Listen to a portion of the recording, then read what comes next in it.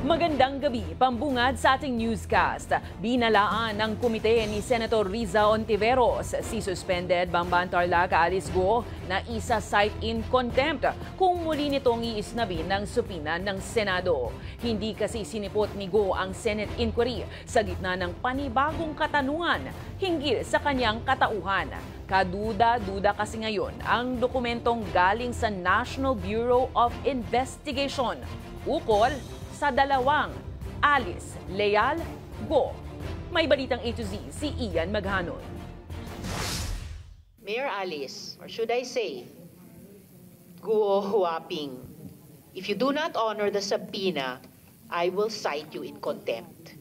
Ito ang babala ni Senator Riza Ontiveros sa suspendidong si Bamban Tarlac Mayor Alice Go. Yan ay matapos isnabi ng alkalde ngayong araw ang subpoena ng Senado para sa pagpapatuloy ng pagdinig ukol sa umunay kaugnayan ni Go sa operasyon ng Pogo sa Bamban. Sa isang excuse letter, humingi ng dispensa ang kampo ni Go sa pag-absent, bunsod umano ng sakit ng ulo at stress. Truth be told, my exposure to prolonged stress and high level of anxiety owing to the concerning and malicious accusation thrown against me have adversely affected and caused serious impact on my physical and mental health. Kine-question muli ngayon ang totoong pagkakakilanlan ni Mayor Alice matapos matuklasan na mayroong isa pang Alice Leal Go sa database ng National Bureau of Investigation. It appears that the name Alice Guo was stolen from a Filipino.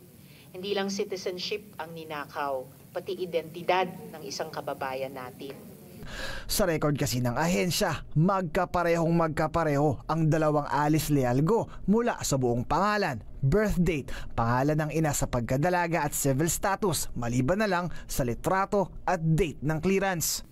Is it a coincidence that this NBI clearance was applied for just a few days before the date of filing of the delayed registration of birth of the other Alice Leal Guo in Tarlac City? Or is this a case of stolen identity? Has Guo Haping assumed the identity of a Filipino woman and then nearly a decade later run for public office? Dahil rito, inirerekomenda ng Philippine Statistics Authority sa Office of the Solicitor General ang kanselasyon ng birth certificate ng alkalde. Related to this, Madam, we already endorse to the Office of the Solicitor General for the cancellation of the Colby. Because ang PSA naman has no power to automatically cancel pag nakita natin na may irregular process doon sa registration. Maliban kay Go, absent din sa Senate inquiry ang sinasabing mga kamag-anak ng naturang alkalde na sina Sheila Go, Shemin Go, si Wesley Leal at ang tatay niyang si Jan Zhang Go at ang itunuturong biological mother ni Mayor Alice na si Wen Yilin.